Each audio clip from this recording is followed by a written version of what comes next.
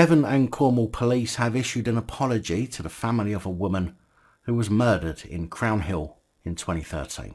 36-year-old Kerry Power, who worked at a primary school as an admin assistant, had been killed by strangulation by her ex-partner David Wilder whilst her 10-year-old son lay asleep upstairs in his room. The poor kid had to discover his mother's body the following morning. On the night she died, Kerry dialed 999 as she had been told to do by an officer who she had previously spoken to over concerns that she was being stalked. Kerry believed that if she called the emergency number and remained silent, help would still turn up. However, in this case that was not the outcome, and Devon and Cornwall Police's temporary chief constable, Jim Colwell, has now written to Ms Power's family to apologise. Kerry dialed 999 as she should have done, and I didn't know this either, to be honest. She is said to have supposed to have pressed 55, so the call handler knew it was a genuine emergency. As a result of her not pressing 55, Devon and Cornwall Police failed to attend, and Kerry was murdered. In a letter, temporary chief constable Jim Colwell said he was personally sorry more was not done to prevent this tragic occurrence. Ms Power's family has also been awarded an agreed compensation settlement following their legal action against Devon and Cornwall Police. Ms Power's family launched a civil action against Devon and Cornwall Police for a breach of operational duties under the Human Rights Act, and the force has agreed to an out-of-court damages settlement. Her brother, Steve Power, said, "What happened to Kerry could so easily have been avoided if small steps had been taken. We hope those obstacles to getting the right advice have now been removed and lives will be saved in the future. If Kerry had known that she needed to press 5 twice, then help may have arrived in time for her to have survived the attack." Devon and Cornwall Police has already accepted culpability, and this settlement and apology echoes that. The best we can hope for is that the force has now changed the way it deals with victims of domestic violence and has put in place safeguards to prevent it happening again.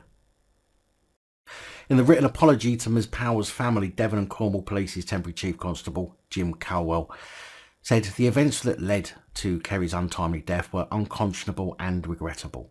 "I'm genuinely sorry that such a callous incident was able to take place within Devon and Cornwall.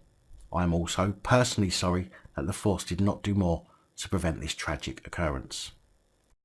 A domestic homicide review carried out following the murder of Ms Power was critical of the way the force handled the case. The police held a documented history of domestic abuse carried out by Ms Power's partner. The abuse included strangulation, which was near to the attack which killed her, said the review. In the month before Ms Power was murdered, Wilder arrived at her home late at night on 4 occasions. Kerry Power also reported 2 incidents of criminal damage, but a police officer advised her it was likely random and unrelated to her ex-partner.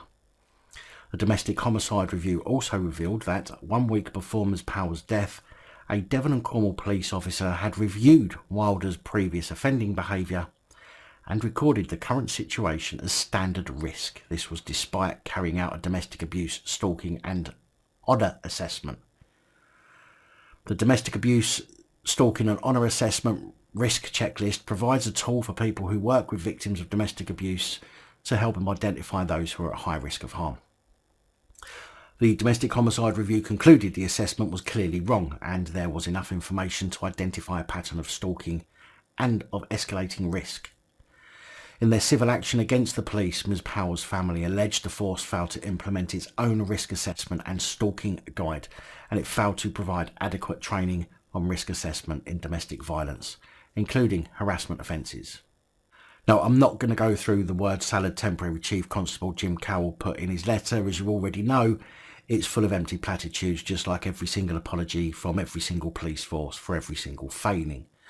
I'm sure that the apology and the out-of-court settlement mean very little to the family, and the idea of pressing 55 isn't, in my opinion, the best way to deal with a call for help. I mean, somebody may have called 999 and had to drop the phone so not to be caught with it. It might have been knocked from their hand. There is a number of reasons why somebody might not be able to press 55. They could be dying and only had the strength to dial 999 before falling unconscious. So it's definitely a system that needs reviewing, in my opinion. Needless to say, my thoughts are with the poor boy who then had to discover his mum's body the following morning. I'm sure that's not something the lad will ever be able to get over, and no amount of compensation from the police or apology will help to negate that aspect of the rest of his life.